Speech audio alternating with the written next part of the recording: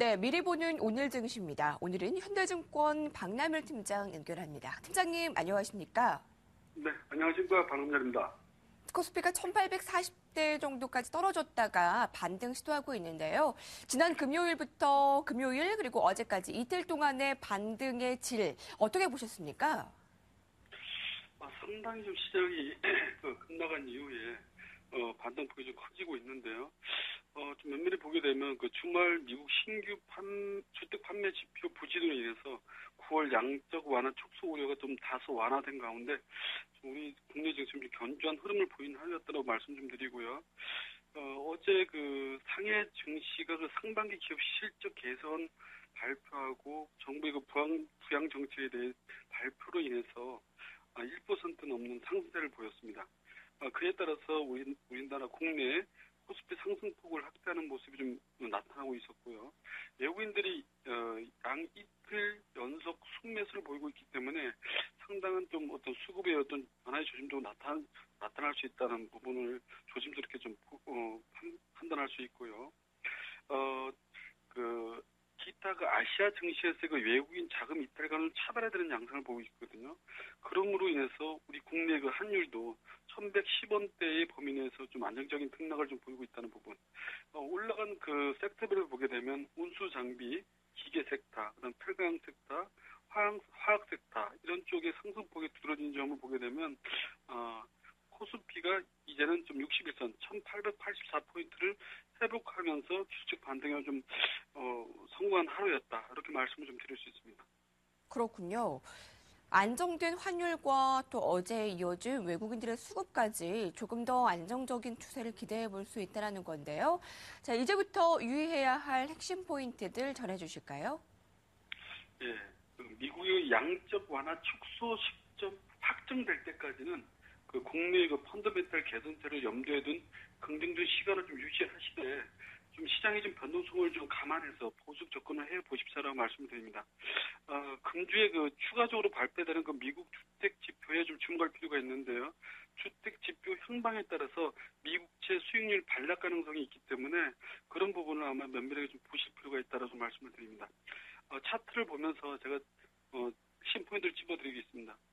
코스피 그 차트를 보게 되면 그 1878포인트를 돌파한 이후에 상승이 어느 정도로 좀 지속되는지 그런 부분을 보셔야 되는데요. 지금 차트를 보게 되면 그 5일선은 안착했지만 윗방향으로 상승이 지속될 수 있는지 이 부분은 오늘 아마 체크가 될 겁니다. 따라서 1차 저항대인 그 21선이 제가 동그랗게 표시를 해놨는데 1차 저항대가 1890포인트고요. 2차 저항대가 1920포인트이기 때문에 1920포인트까지는 가지는 않겠지만 1898포인트 그거를 돌파하는지 그걸 보셔야 되고요. 만약에 하락으로 전환된다 그러면 5일선인 1872포인트 지지 여부는 반드시 체크를 해보십시오라고 말씀드립니다. 시장의 참여자들은 이런 부분을 보고 있다는 부분을 반드시 좀 염두에 두고 접근해 보시면 된다라고 좀 말씀을 드리고요. 코스닥에는 코스닥 지수를 보게 되면 큰 폭의 조정으로 가격 멜트 발생이 됐습니다. 그러면 어떤 현상이 일어나냐면 종목별 대응이 가능한 구역이다 그러는 말씀은 어떤 부분이냐면 시장에서 흘러가는 부분에서 급등이 나올 수 있는 그런 섹터별이 막 나타날 수 있는 그런 시점이라는 부분 체크해 보시고요. 특히 이제 529포인트 안착 여부를 체크해 보이는데 코스닥에서는 5일수는 529포인트이기 때문에 이런 부분까지도 한번 면밀히 체크를 해보시면 승산이 있다 이런 말씀을 좀 드립니다. 코스피와 코스닥의 일봉 차트를 보면서 지금 투자자분들께서 유념해야 될 지금 상황들을 살펴봤는데요. 특히 앞서서 코스닥 시장에서는 분명히 볼만한 그 매기가 확산되는 이 테마 종목들이 있다라고 의견을 주셨습니다. 그것들 좀 구체적으로 얘기를 해주시고요. 전략까지 제시를 해주시죠. 네. 어느 정도 이필제 반등이 이루어졌기 때문에 마무리되는 국면이라 좀 보고요. 거래소는 수급이 양호한 섹터를 공략하시고 코스닥은 모멘텀이 양호한 섹터를 공략을 하면 아마 오늘 이번 주 이렇게 수익을 좀 제고할 수 있는 그런 시장에다 말씀을 드립니다. 섹터별을 보게 되면 자동차 섹터는 현대차, 기아차가 바로 밑을 보시고요. 외국인들이 매수세를 좀 강화시키고 있는 부분을 체크해 보시면 자동차 섹터에서도 부품 관련 섹터까지도 이렇게 확장될 수 있는 국면이 있다는 부분입니다. 또 하나 하나는 코스닥은 어떤 섹터냐면 제가 지난주에 아마 이 시간대에 3D 프린트하고 그런 부분을 좀 말씀드렸고 플렉서블 섹터도 좀 말씀을 드렸는데 조금 보시면 3D 프린트의 그 TPC 같은 경우는 지금 상한가를 5번 치고 거의 따버립니다. 일주일 만에.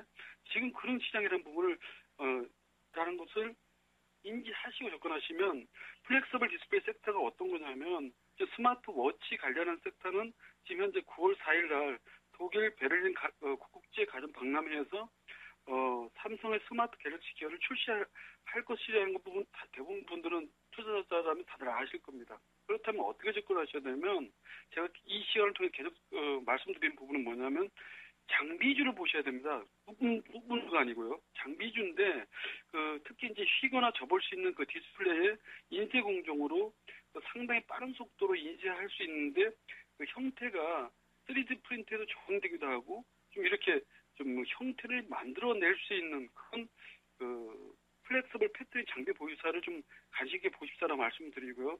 관련해서는 DJI와 하이셀인데 하이셀은 수급이 좀 좋지만 현재 그 10이나 BW 발행 규모가 나오기 때문에 수급적으로 보면 DJI가 더 상당히 좀 좋다라고 좀 말씀을 드리고요.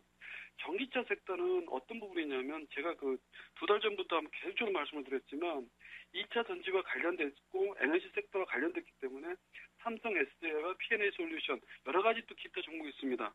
근데 지금 시장에서는 하두가 테슬라의 그 중국 시장 진출 소식이 이어졌기 때문에 이게 우리나라의 그 삼성 SDI와 연결된 계약 성사가 기대감이 점증된다는 겁니다.